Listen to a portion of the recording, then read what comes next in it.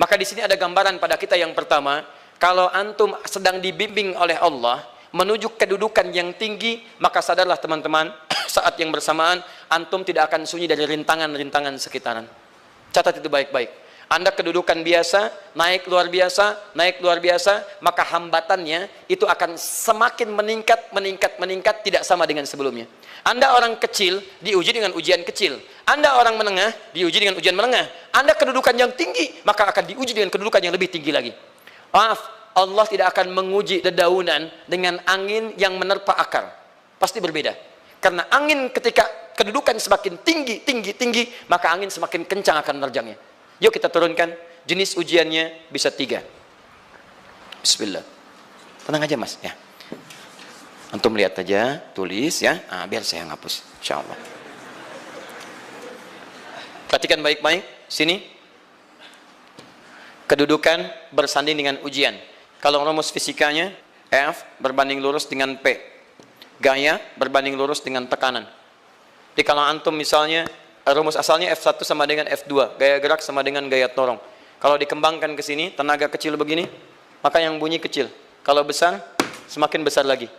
Nah, memahami rumus ini, F sama dengan P. F berbanding lurus dengan tekanan. Ada gaya tekanan juga yang cukup kuat. Ketika antum pukul kencang, suara kencang. Tapi ini lebih sakit kan?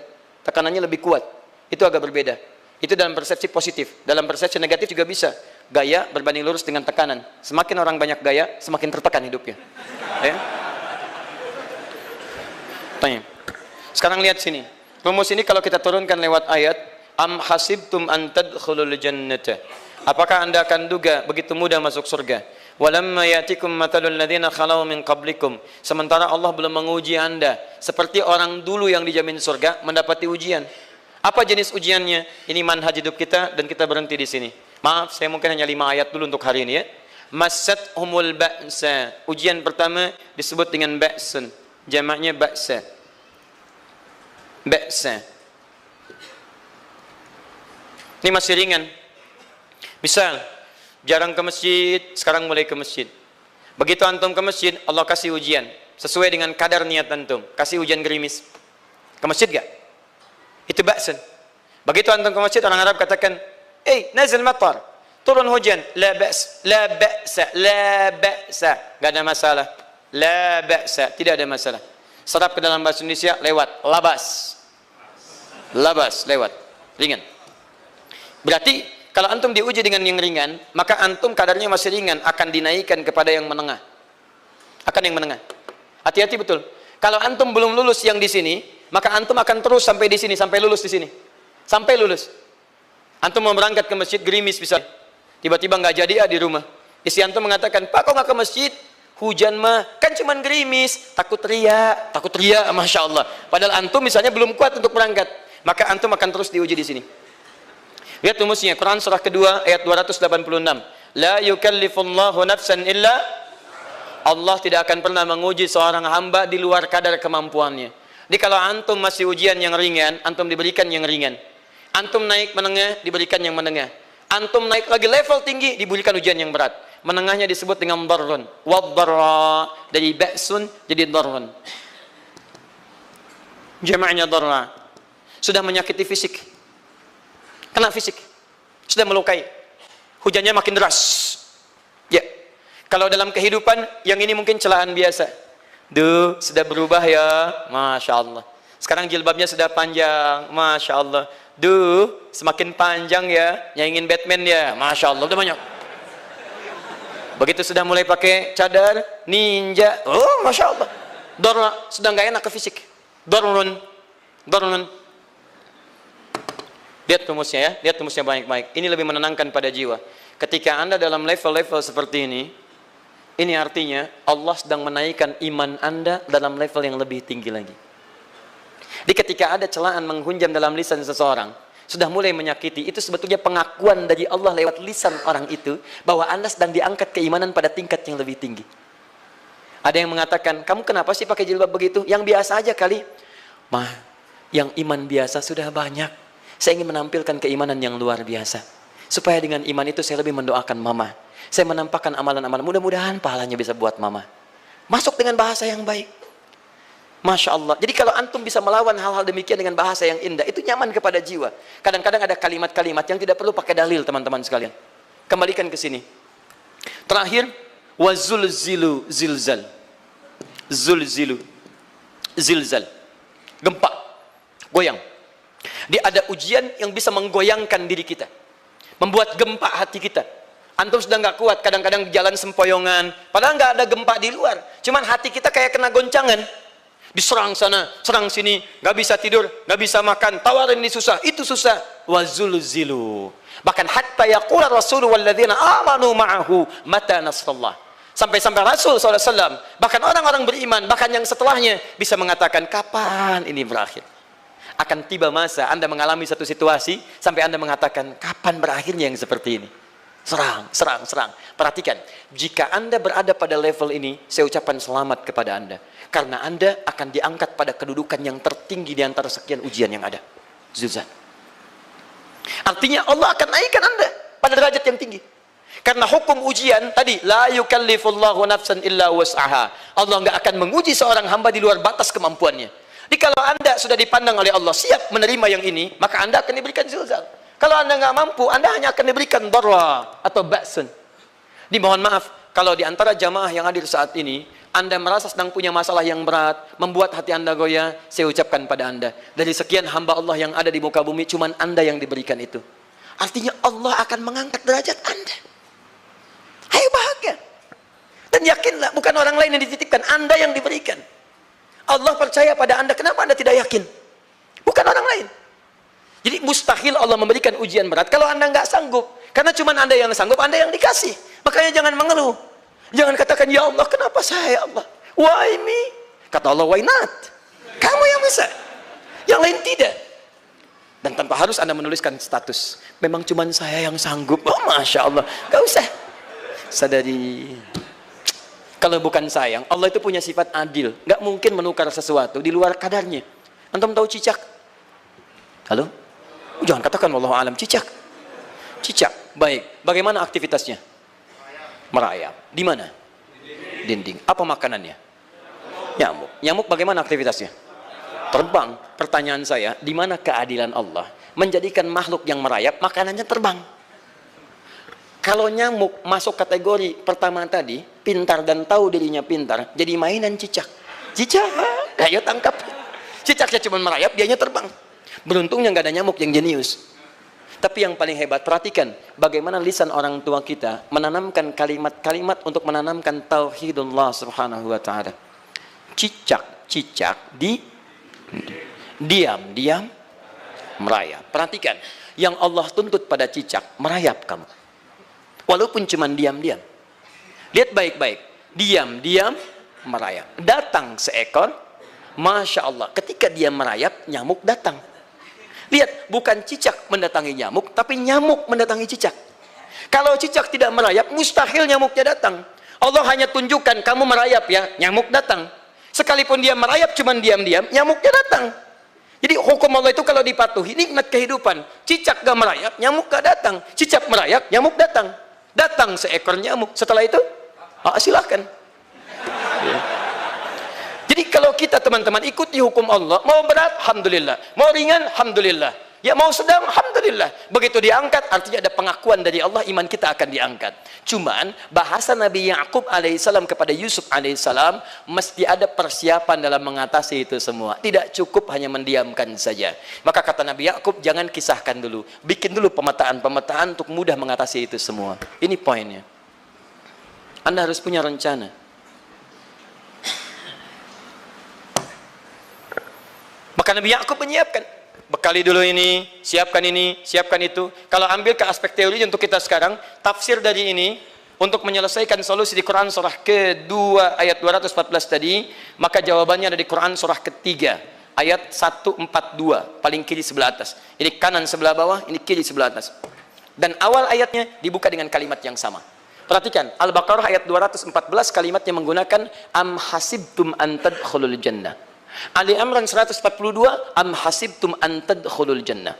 Yang Al-Baqarah itu ujiannya, walamma ya'tikum mathalul ladzina khalau min qablikum masathumul ba'sa wad-dharra waz-zulzilu. Yang Ali Imran itu solusinya.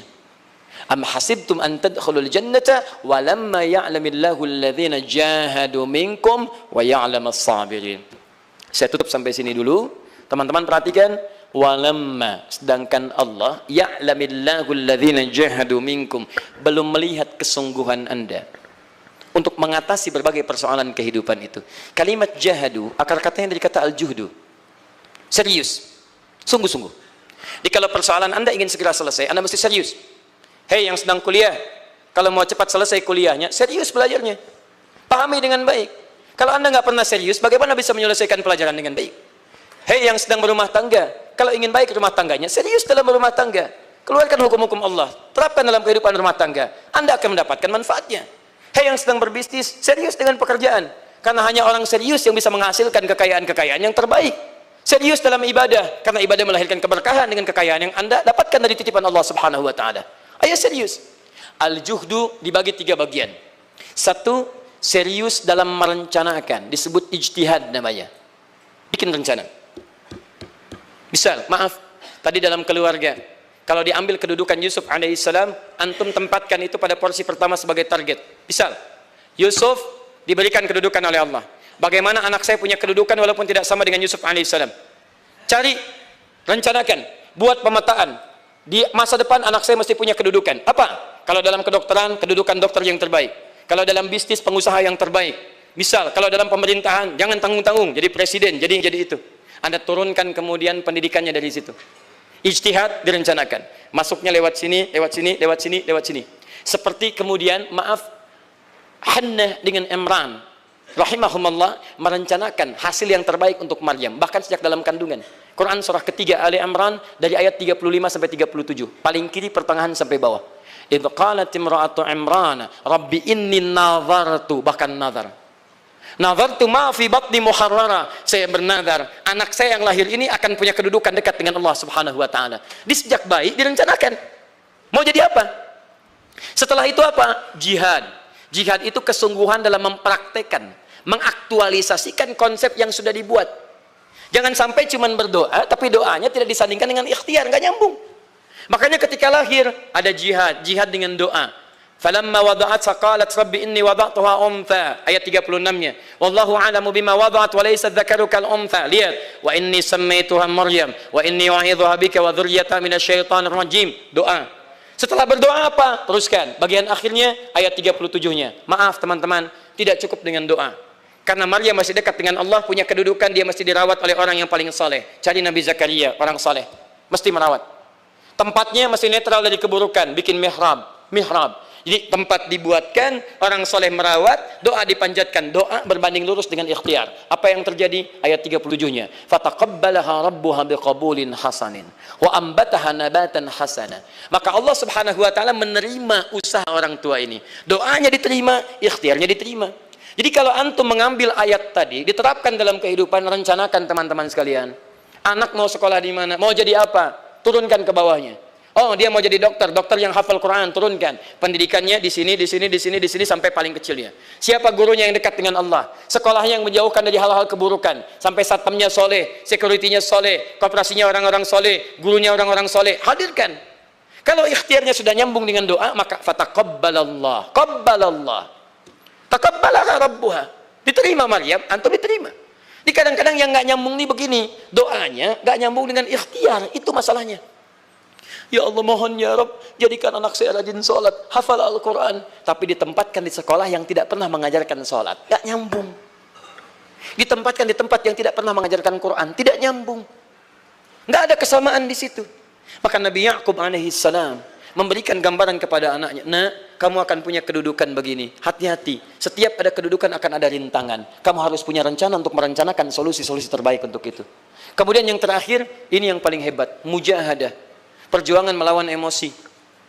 Karena tidak sedikit tantangan itu, maaf, yang berat itu bukan menghadapi fisiknya, tapi menghadapi diri kita sendiri. Mau ke masjid, malas, itu yang susah dihadapi dibandingkan dengan hujan. Hujan ada payung, malas mau pakai apa? Maaf, menurun, semangat turun, malas datang, kecewa datang, pesimis datang, lawan, namanya mujahadah. Gabungkan ketiganya, isi dengan sabar. Wa ya'lamas sabirin. Manhaj itulah yang diberikan kepada Yusuf, sehingga Yusuf nanti mengalami tahapan-tahapan kehidupan sampai dengan beliau mencapai puncak tertinggi, disebut kemudian menjadi Al-Aziz, dan disitulah kemudian terbukti mimpinya. Setelah 40 tahun atau 80 tahun disebutkan dalam satu riwayat, maka terbuktilah mimpi ini. Punya kedudukan, bapak ibunya beserta saudara-saudaranya sujud di hadapan Yusuf alaihissalam. Teman-teman, ini baru 5% dari pengajaran yang ada di surah Yusuf. Masih banyak hal yang lainnya. Bagaimana ketika mohon maaf bertemu dengan saudaranya. Saya kasih bocoran sedikit. 10 orang rapat di satu tempat untuk mencelakai Yusuf. Setelah mereka menyimpulkan bapaknya itu lebih perhatian kepada Yusuf. La Yusufu ahabbu ilaina. Yusuf itu lebih dicintai dibandingkan kita pada diri bapak kita. Bapak kita salah nih. Bapak kita salah. Masya Allah. Bapak kita sesat nih. Ya, inna abana la fi dhalalim mubin. Bapak kita sesat banget nih. Salah bapak nih. Ya harusnya kita yang dicintai, kita lebih kuat. Wa nahnu usbah, kita lebih hebat dibanding dia. Rapat teman-teman. Yang hebat begini, 10 orang rapat. Diajukan usulan untuk membunuh Yusuf. Saya mau tanya pada antum, kalau 10 orang rapat, 9 mengusulkan A, 1 mengusulkan B. Kira-kira yang diterima secara quorum 9 atau 1? 9. Ini bisa tertukar. Tertukar.